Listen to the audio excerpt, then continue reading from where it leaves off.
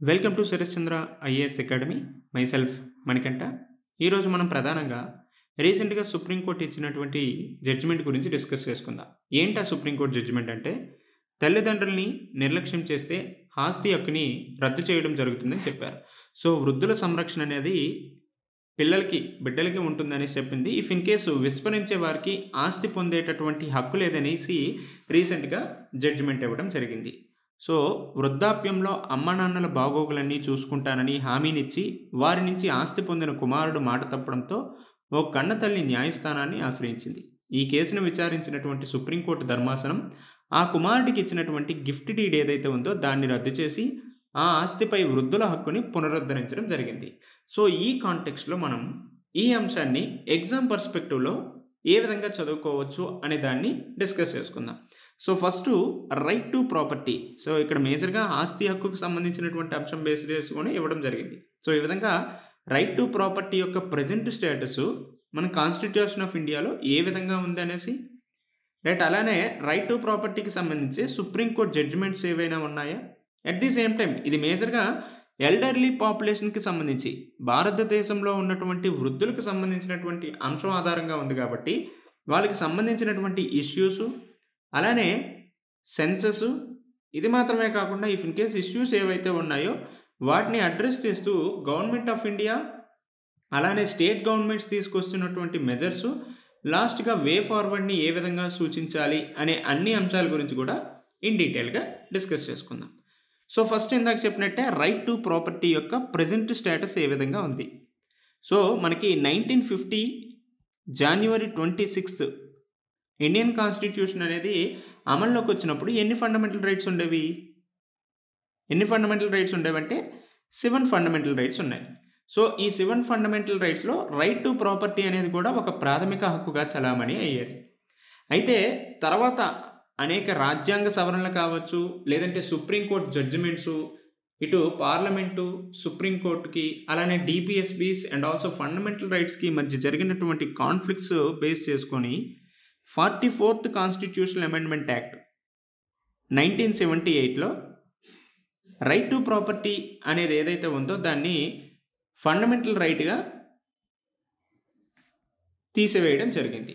So that present right to property అనేది constitution of ఇండియాలో article 300A భాగంగా ఉంది అండ్ ఆల్సో పార్ట్ 12లో దీన్ని ఇంక్లూడ్ చేశారు.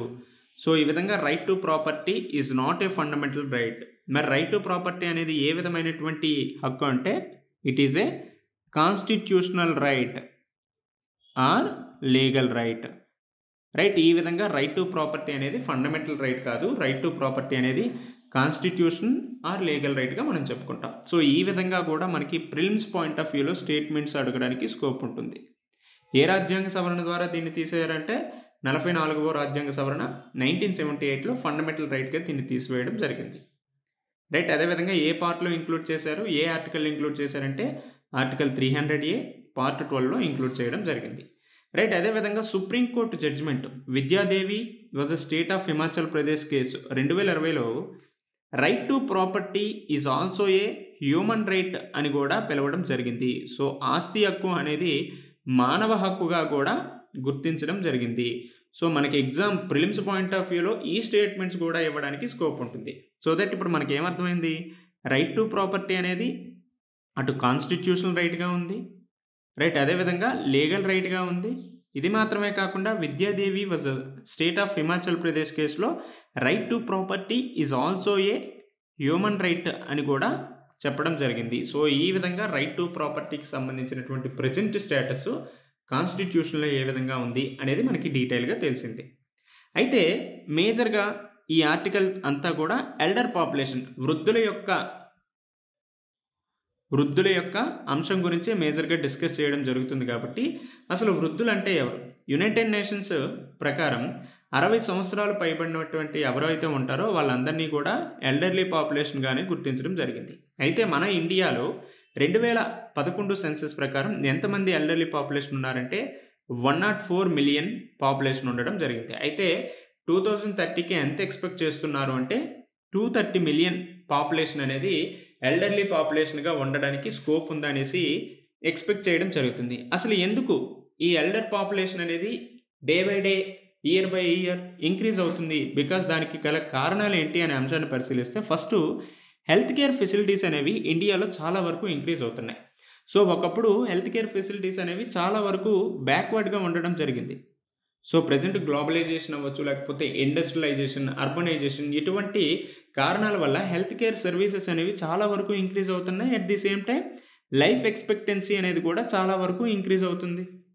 రైట్, అలా విధంగా living conditions. So living conditions is mainly because of globalization, industrialization, urbanization, westernization, modernization ఇటువంటి కారణాల వల్ల living conditions and also standard of living కూడా చాలా వరకు ఇంక్రీజ్ అవుతుంది. ఇది మాత్రమే కాకుండా ఫెర్టిలిటీ రేట్స్. సో మేజర్గా అటు ఫ్యామిలీ కంట్రోల్ రిలేటెడ్ ప్రోగ్రామ్స్ వల్ల టోటల్ ఫెర్టిలిటీ రేట్స్ అనేవి చాలా వరకు డిక్రీజ్ అవుతున్నాయి కదా. సో ఇండియాలో 2.1 రిప్లేస్మెంట్ ఉంటే ప్రజెంట్ మన యొక్క ఇండియాలో టోటల్ ఫెర్టిలిటీ రేట్ ఎంత ఉందంటే 2 వరకే ఉంది. సో దట్ ఈ అంశాలను పరిశీలిస్తే ఇండియాలో ఎల్డర్ పాపులేషన్ అనేది ఇంక్రీజ్ అవుతుందని చెప్పడానికి ఈ కారణాలను చెప్పొచ్చు. ఇది మాత్రమే కాకుండా సోషియో ఎకనామిక్ ఛాలెంజెస్ కూడా ఒక రకంగా ఎల్డర్ పాపులేషన్ అనేది ఇంక్రీజ్ అవ్వడానికి కారణాలుగా ఉన్నాయి. అయితే ప్రాజెక్టెడ్ ఎక్స్పెక్టేషన్స్ ఏ విధంగా ఉందంటే 2050కి వచ్చేసరికి ఇండియాలో 20% పాపులేషన్ ఎల్డర్ పాపులేషన్గా ఉంటుందని చెప్పారు. ఇది మాత్రమే కాకుండా 2100కి వచ్చేసరికి 36.1% ఎల్డర్ పాపులేషన్ అనేది ఉంటుందని చెప్పారు. సో ఈ విధంగా ఏజింగ్ పాపులేషన్ అనేది ఇండియాలో పెరగడానికి చాలా వరకు స్కోప్ ఉంది కాబట్టి వాళ్ళకి సంబంధించినటువంటి ఇష్యూస్, ఛాలెంజెస్ పెరుగుతాయి. అట్ ది సేమ్ టైం వాళ్ళకి సంబంధించినటువంటి మెజర్స్ను కూడా ప్రభుత్వాలు తీసుకోవాలి. వాళ్ళకి అనుగుణంగానే పాలసీస్ కూడా ఉండాలి అనేసి మనకి ఈ అంశాన్ని, ఈ సెన్సెస్ని, ఈ డేటాని చూస్తే అర్థమవుతుంది. అయితే ప్రస్తుతం వీళ్ళకి ఎదురవుతున్నటువంటి కన్సర్న్స్ అండ్ ఆల్సో ఇష్యూస్ అవ్వచ్చు, ఛాలెంజెస్ ఏంటి అనే అంశాన్ని మనం ఒకసారి పరిశీలిద్దాం. సో ఫస్ట్ చూసుకుంటే డిజేబిలిటీస్. సో మెయిన్గా అటు ఫిజికల్ డిజేబిలిటీస్ కావచ్చు, మెంటల్ డిజేబిలిటీస్ సో చాలా వరకు ఎక్కువగా వృద్ధుల్లో మనకి కనిపిస్తున్నాయి. రైట్, ఇది మాత్రమే కాకుండా హెల్త్ కన్సర్న్ అటు communicable diseases and also non communicable diseases కావచ్చు, రెస్పిరేటరీ డిసీజెస్ ఇవన్నీ కూడా చాలా వరకు హెల్త్ కన్సర్న్స్గా మెయిన్లీ ఏజింగ్ పాపులేషన్లో మనకు కనిపిస్తున్నాయి. ఇది మాత్రమే కాకుండా ఎకనామిక్ ప్రాబ్లమ్స్ కూడా. సో మేజర్గా డిపెండెంట్ అవ్వడం వల్ల చాలా వరకు ఎకనామిక్ ప్రాబ్లమ్స్ను వీళ్ళు ఫేస్ చేయడం జరుగుతుంది. At the same time because of globalization కావచ్చు, ప్రపంచీకరణ కావచ్చు, లేకపోతే డిజిటలైజేషన్ వల్ల లోన్లీనెస్, ఒంటరితనం అనేది చాలా వరకు ఇంక్రీజ్ అవుతుంది. అలానే వీళ్ళకి సంబంధించి వెల్ఫేర్ స్కీమ్స్ ఏవైతే ఉన్నాయో అవి ఇన్యాడిక్వేట్గా ఉండటం జరిగింది. లాస్ట్గా చూసుకుంటే గ్లోబలైజేషన్ ఇంపాక్ట్ వల్ల అటు లోన్లీనెస్ అనేది పెరిగింది. ఒకప్పుడు మనం తాతయ్య, నానమ్మల దగ్గర అయితే చాలా వరకు ఉండేవాళ్ళం, టైం స్పెండ్ చేసేవాళ్ళం. బట్ ప్రజెంట్ ఇప్పుడు చూస్తే ఎవరెవరు వాళ్ళ తాతయ్య, నానమ్మల దగ్గర టైం స్పెండ్ చేయడం జరుగుతుంది? రైట్, ఇఫ్ ఇన్ కేస్ వాళ్ళతో టైం స్పెండ్ చేయడం కదా, వాళ్ళతో మాట్లాడాలి అంటేనే ప్రజెంట్ జనరేషన్ ఇష్టపెట్టుకోవట్లేదంటే అర్థం చేసుకోండి వాళ్ళు ఎంత లోన్లీనెస్లో ఉండటం జరుగుతుందో. రైట్, ఈ విధంగా వాళ్ళకి సంబంధించినటువంటి సమస్యలు అనేవి ఉన్నాయనేసి మనకు అర్థమవుతుంది. సో ఇఫ్ ఇన్ కేస్ మనకి మెయిన్స్ పాయింట్ ఆఫ్ వ్యూలో ఈ అంశాన్ని ఎలా అయినా చెప్పొచ్చు, ఆర్ఎల్స్ మనం ఆల్రెడీ స్టేపుల్ అప్రోచ్ అని చెప్పుకున్నాం కదా, అలా అయినా చెప్పొచ్చు. వాళ్ళకి ఎదురవుతున్నటువంటి సోషల్ ఛాలెంజెస్, సోషల్ ఇష్యూస్ ఏంటనేసి, లేకపోతే ఎకనామిక్ ఛాలెంజెస్ ఏంటనేసి, ఆర్ఎల్స్ హెల్త్ రిలేటెడ్గా ఉన్నటువంటి కన్సర్న్స్ ఏంటి అనేసి అయినా మనం ఈజీగా చెప్పొచ్చు. సో దట్ ఇక్కడ డిఫరెన్షియేషన్ అనేది తెలుస్తుంది. సో మేజర్గా ఎకనామిక్ ఛాలెంజ్, సోషల్ ఛాలెంజెస్ అంటే ఇక్కడ మేజర్గా సోషల్ నెగ్లెక్ట్ అనేది చాలా ఎక్కువగా కనిపిస్తుంది. సోషల్ నెగ్లెక్ట్, సో మేజర్గా వెస్టర్న్ ఎడ్యుకేషన్, గ్లోబలైజేషన్ కావచ్చు, న్యూక్లియర్ ఫ్యామిలీ స్ట్రక్చర్ వల్ల సోషల్ నెగ్లెక్ట్ అనేది ఎక్కువగా కనిపిస్తుంది. ఇది మాత్రమే కాకుండా ఎల్డర్లీ పాపులేషన్ మీద అబ్యూజ్, ఫిజికల్ అబ్యూస్ అనేది కూడా చాలా వరకు ఇంక్రీజ్ అయింది. సో నార్మల్గా రీసెంట్గా మనం చాలా సీసీటీవీ ఫుటేజెస్లో మనం యూట్యూబ్ అవ్వచ్చు, లేకపోతే ట్విట్టర్లో ఇటీవల కాలంలో వీళ్ళ మీద అబ్యూజ్ అనేది చాలా ఎక్కువగా కనిపిస్తుంది. అటు ఇదర్ ఫిజికల్ అవ్వచ్చు, సెక్షువల్ అవ్వచ్చు, psychological or else financial. So ఈ విధంగా అబ్యూజ్ అనేది వేరియస్ ఫామ్స్లో ఎల్డర్లీ పాపులేషన్ మీద మనకి చాలా వరకు కనిపిస్తుంది. సో దీనివల్ల ఏమవుతుందంటే వాళ్ళకి ఎమోషనల్గా చాలా వీక్ అవుతున్నారు. And also intersection of caste and elderly. So ఈ విధంగా చూసుకున్న అటు లోవర్ క్యాస్ట్లో చాలా వరకు లైవ్లీహుడ్ మీద వర్క్ చేయడం, ఫైనాన్షియల్ ఇష్యూస్ ఉండడం, అప్పర్ దీంట్లో అయితే ఇంకొక రకమైనటువంటి సమస్యలు ఉన్నాయి. రైట్. అదేవిధంగా లాస్ట్‌గా సోషల్ ఇష్యూస్‌లో చూసుకుంటే ఫెమినైజేషన్ ఆఫ్ ఏజింగ్ అనేది కూడా ఒక ఇంపార్టెంట్ కన్సర్న్‌గా ఉంది.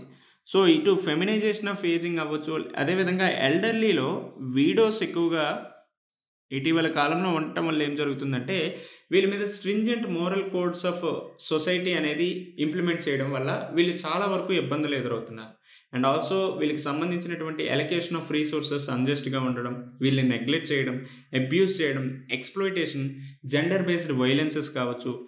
రైట్. అలానే బేసిక్ సర్వీసెస్‌కి యాక్సెసిబిలిటీ లేకపోవడం, అసెట్స్‌కి సంబంధించి ఓనర్‌షిప్ ఇవ్వకపోవడం, ఇటువంటి ఎన్నో సమస్యలు మన ఇండియాలోనే కాదు, ఈవెన్ వరల్డ్‌లో ఏజింగ్ పాపులేషన్ వాళ్ళు ఎదుర్కొంటున్నటువంటి సవాలుగా చెప్పుకోవచ్చు. రైట్. అలానే ఫైనాన్షియల్ అండ్ ఎకనామిక్ ఛాలెంజెస్ అంటే అటు ఇన్‌కము, ఫైనాన్షియల్ స్టేటస్ చాలా పూర్‌గా ఉండడం, అట్ ది సేమ్ టైమ్ ల్యాకింగ్‌గా ఉండడం. గవర్నమెంట్ నుంచి ఫండింగ్ అనేది కూడా చాలా తక్కువగా ఉండడం. సో, మెయిన్‌గా చూసుకుంటే పెన్షన్స్ రిలేటెడ్‌లో జీడీపీ శాతంలో 1% కంటే తక్కువగానే ఖర్చు పెడుతున్నారు. సో, మేజర్‌గా స్టేట్ గవర్నమెంట్స్ ఎక్కువగానే ఖర్చు పెడుతున్నప్పటికీ కూడా నేషనల్ గవర్నమెంట్ అంత ఎక్కువగా పెన్షన్ రిలేటెడ్ స్కీమ్స్‌ని ఇంప్లిమెంట్ చేయలేకపోతుంది. Especially for elderly population. Right. అదేవిధంగా వీళ్ళకి సంబంధించి హౌసింగ్ అవ్వచ్చు, బేసిక్ ఎమ్యూనిటీస్ అనేవి కూడా చాలా ల్యాకింగ్‌గా ఉండడం జరిగింది. రైట్. అలానే ఇందాక చెప్పుకున్నట్టే హెల్త్ ఇష్యూస్, అదేవిధంగా వాళ్ళకి సంబంధించినటువంటి ఛాలెంజెస్ అంటే ఏజ్ రిలేటెడ్ క్రోనిక్ ఇల్‌నెస్ కావచ్చు. ఇటువంటి సమస్యలకి చాలా వరకు ఎదుర్కోవడం జరుగుతుంది. అయితే దీనికి సంబంధించి గవర్నమెంట్ ఆఫ్ ఇండియా అవ్వచ్చు, అటు స్టేట్ గవర్నమెంట్స్ కూడా చాలా వరకు ఇనిషియేటివ్స్ తీసుకొచ్చారు. ఏంటది? 2011లో వీళ్ళకి సంబంధించి నేషనల్ పాలసీ అనేది తీసుకొచ్చింది. So, national policy on older persons. ఇది మాత్రమే కాకుండా పెన్షన్ స్కీమ్ అనేది కూడా తీసుకొచ్చింది. Indira Gandhi national old age pension scheme అనేది తీసుకురావడం జరిగింది. రైట్. అలానే రాష్ట్రీయ వయోశ్రీ యోజన. సో, ఈ రాష్ట్రీయ వయోశ్రీ యోజన దేనికోసం అంటే అటు physical AIDS and also assisted living devices for senior citizens కోసం దీన్ని తీసుకురావడం జరిగింది. రాష్ట్రీయ వయోశ్రీ యోజన. ఇది మాత్రమే కాకుండా ప్రధానమంత్రి వయ వందన యోజన. సో, ఇది కూడా మేజర్‌గా సోషల్ సెక్యూరిటీకి సంబంధించినటువంటి స్కీమే. So, it also protects elderly persons aged 60 and above against a future fall in their interest income due to the uncertain marketing condition. So, ఈ విధంగా వయోశ్రీ వందన యోజన వల్ల కూడా సోషల్ సెక్యూరిటీ, సామాజిక భద్రతని సాధించగలుగుతున్నాం. రైట్. అలానే వీరికి సంబంధించి ఒక పోర్టల్ కూడా, సేజ్ అనే పోర్టల్‌ని కూడా ప్రారంభించడం జరిగింది. అసలు సేజ్ అంటే ఏంటి అనేసి ఒకసారి చూద్దాం. So, it means senior care ageing growth engine initiative. So, ఈ విధంగా ప్రిలిమ్స్ ఓరియంటేషన్‌లో ఇది ఇచ్చి దీని యొక్క ఫుల్ ఫామ్ కూడా, అబ్రివేషన్స్ కూడా అడగడానికి స్కోప్ ఉంటుంది. అబ్రివేషన్ అడగడానికి స్కోప్ ఉంటుంది. అట్ ది సేమ్ టైమ్ దీనికి సంబంధించి దేనికోసం ఇది తీసుకొచ్చారు? It is mainly AIIMS to help startups interested in providing services for elderly care. So, ఈ అంశాన్ని బేస్ చేసుకొని ఈ సేజ్ అనే కార్యక్రమాన్ని తీసుకురావడం జరిగింది. సో, ఈ విధంగా గవర్నమెంట్ ఆఫ్ ఇండియా ఇనిషియేటివ్స్ తీసుకొచ్చింది. ఇఫ్ ఇన్ కేస్ స్టేట్ రిలేటెడ్‌గా అయితే స్టేట్‌లో తీసుకొచ్చినటువంటి గవర్నమెంట్ ఇనిషియేటివ్స్ అయినా రాసుకోవచ్చు. రైట్. అదేవిధంగా లాస్ట్‌లో చూసుకుంటే వే ఫార్వర్డ్ ఏ విధంగా రాయొచ్చు? సో, మేజర్‌గా కేర్ ఎకానమీని మనం ఫార్మలైజ్ చేయాల్సిన అవసరం ఉంది. So, even 2024 related economic survey చూస్తే కేర్ ఎకానమీకి సంబంధించినటువంటి అంశాల గురించి చెప్పారు. సో, దట్ కేర్ ఎకానమీ ఏదైతే ఉందో దాన్ని ఫార్మలైజ్ చేయాల్సిన అవసరం ఉంది. రైట్. అలానే హోమ్ బేస్డ్ కేర్ ఏదైతే ఉందో ఈ హోమ్ బేస్డ్ కేర్‌కి సంబంధించి కాంప్రహెన్సివ్ పాలసీ అనేది కూడా తీసుకురావాలి. ఇది మాత్రమే కాకుండా 2007లో parents and senior citizens act ఏదైతే ఉందో దాన్ని ప్రాపర్‌గా ఇంప్లిమెంటేషన్ చేయాల్సిన అవసరం ఉంది. అంటే చట్టాలు చాలా ఉన్నాయి దేశంలో. బట్ దాని యొక్క అమలు ఎంతవరకు ఉంది? సో, స్ట్రింజెంట్‌గా ఇంప్లిమెంట్ చేయాల్సిన అవసరం ఉంది. రైట్. అలానే పెన్షన్ సిస్టమ్స్ ఏవైతే ఉన్నాయో వాటిని కూడా స్ట్రెంథెన్ చేయాలి. సో, స్టేట్ గవర్నమెంట్స్‌లో ఇస్తున్నారు.